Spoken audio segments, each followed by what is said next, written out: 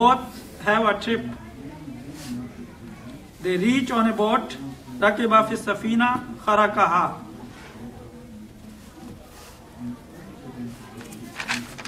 Sayyidina Khadir al-Islam bored a hole in it.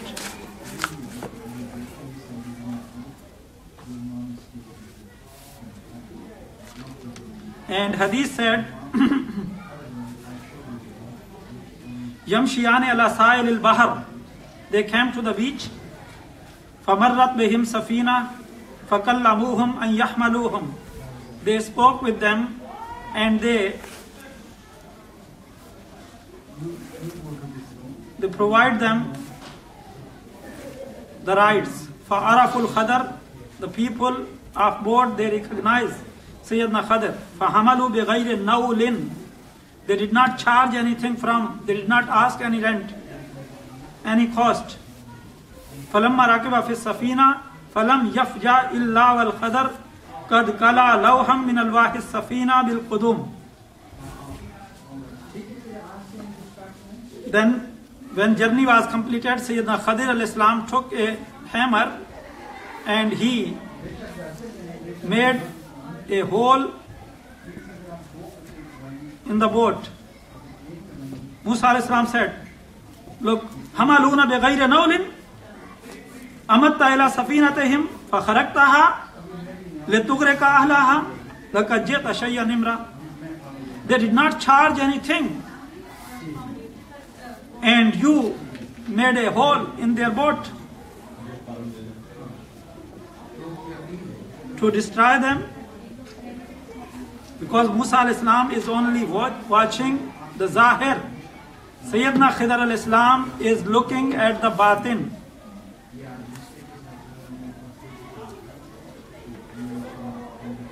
What was sabr here? Very, very critical situation. Boat people, they did not charge anything. On completion of journey or during the journey, Sayyidina Khadir al-Islam made hole in a boat. What was sabr required here? Yes, Musa al-Islam have to wait. Why he is doing this? And why did not he did sabr? Because according to Sharia, it was his duty to stop if any bad thing is happening. The duty of Musa al-Islam, he fulfilled his duty. But Sayyidina Khadir al-Islam said to him, wait and see. What happened? There was a hole in the boat, but one drop of water did not enter in the boat. That was sabr. He said, you have to make sabr. Look, I made a hole, but in the existence of hole, water does not enter in the boat. Okay, so Musa al-Islam was right on his place because he was the messenger of Allah subhanahu wa ta'ala and he brought the Islamic law. It was his duty to fulfill that. And in this event, Allah subhanahu wa ta'ala confines the nature of human. What is nature? Little while ago, Musa al-Islam made a commitment that I will be silent. I won't ask the question. But after few hours, he forgot his commitment. So don't be angry if someone does not fulfill the commitments by forgetting.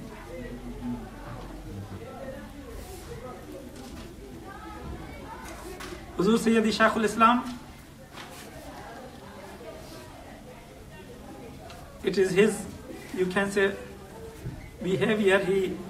If someone make a mistake, he see that this mistake is by intention or this mistake is by forgetfulness. If it is forgetfulness, then there is always forgiveness. If there is an intention, then there is no forgiveness. So the same here, he forget. And Sayyidina Khadir alayhi salam said to him, and look, he comment, لَقَدْ جِئْتَ شَيْئًا نُكْرًا لَقَدْ جِئْتَ شَيْئًا إِمْرًا. You have done something strange. That was the first nisyan of Sayyidina Musa alayhi salam.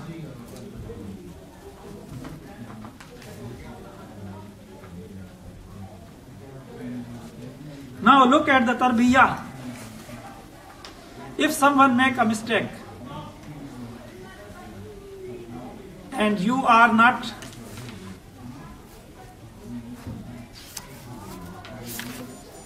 saying any word on his or her mistake, but you are reminding him the condition, that is also hikmah. Understand? If someone does a bad thing, then remind him indirectly. Don't say directly, might be he become aggressive,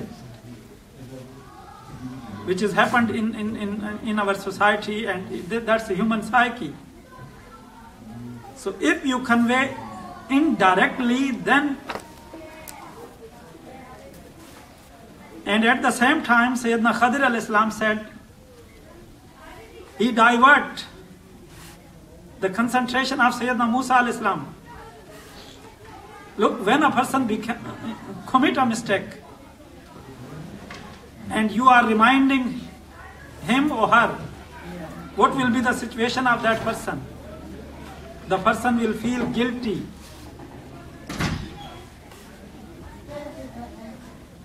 Understand?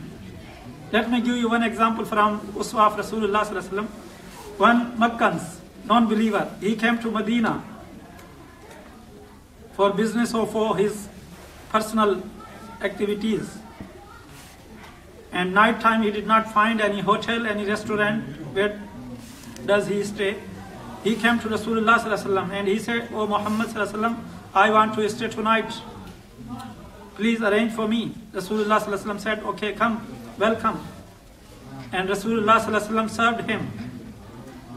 Okay, 7 goats on that night Rasulullah sallallahu alaihi wasallam had in his house, and he served him by the milk of 7 goats. And whole family, included Rasulullah sallallahu alaihi wasallam, did not eat at that night or did not drink anything. Then his stomach was disturbed. Okay, and he, you can say, dirt on the bed. What do you say? He passed his dirt on the bed and he ran away by feeling this shame. But he forgot his sword, which was his weapon. Then he memorized and he remembered, "Oh, I left my sword there." When he came, Rasulullah sallallahu alaihi wasallam was washing his bed, okay, by helping the companions. Now what will be his situation? He feel guilty, this done by me. But Rasulullah sallallahu alaihi wasallam did not inform to anyone what happened. Then Rasulullah sallallahu alaihi wasallam said, and divert his concentration, and said, "Oh, you left your sword here. Please take your sword." Look, this is a diversion. This is, you can say, changing the concentration.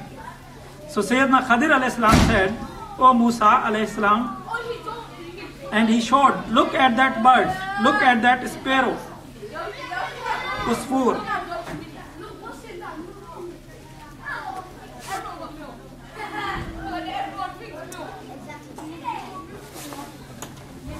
فنكر في البحر نكرة فقال له الخضر ما علمي وعلمك من علم الله إلا مثل ما نكس هذا العصفور من هذا البحر.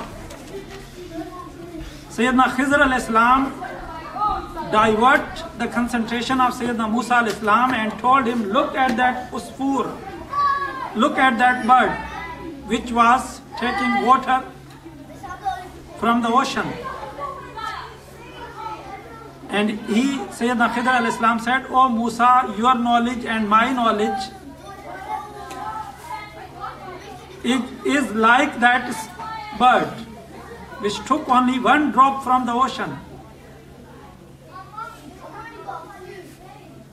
In front of Allah subhanahu wa ta'ala, the value of our knowledge is only like that one drop of water from the ocean.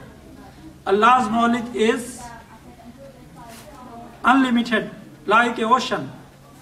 Our knowledge is like a drop in front of Allah subhanahu wa ta'ala. It is just example to understand.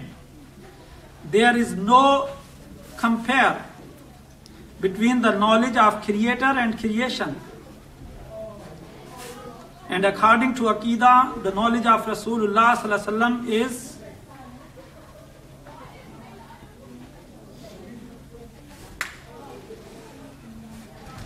above than every creation. He sallallahu alaihi wasallam had knowledge of everything in creation. But when you compare the knowledge of Rasulullah sallallahu alaihi wasallam to the knowledge of Allah subhanahu wa ta'ala, number one, it is against the adab and etiquettes. Yes, Shah, it is against the adab and etiquettes. Don't make this comparison. But if you want to know, then the same situation. Allah's knowledge is like an ocean. And knowledge of Rasulullah sallallahu alaihi wasallam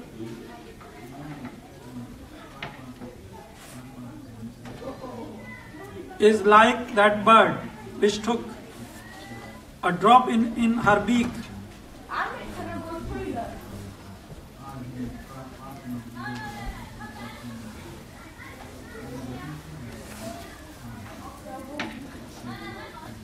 So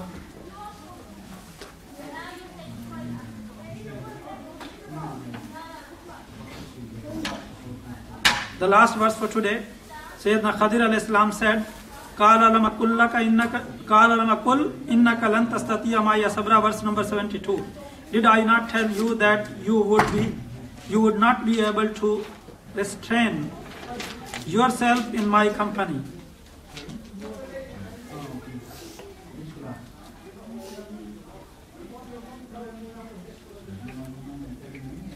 Okay, from verse number 73 we'll start inshallah next week. So today we learn few manners about the knowledge and students. If you can count them, you can easily count. Number one is a request, submitting the application and getting the knowledge from those people.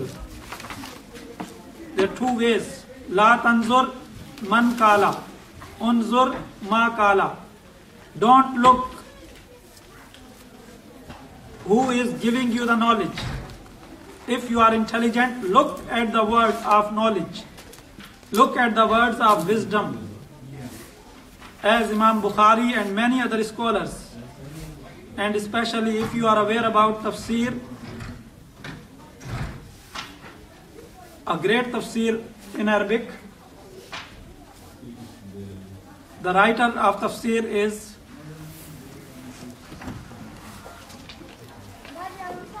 Tafsir Kashaf. Anybody knows the name of writer? Tafsir Kashaf. That's the person was Mu'tazili. Okay? He has no Islamic aqaid, different Islamic aqaid, but you can say commentators and mufassirin, they quote him because he has the big knowledge. Tafsir Kashaf.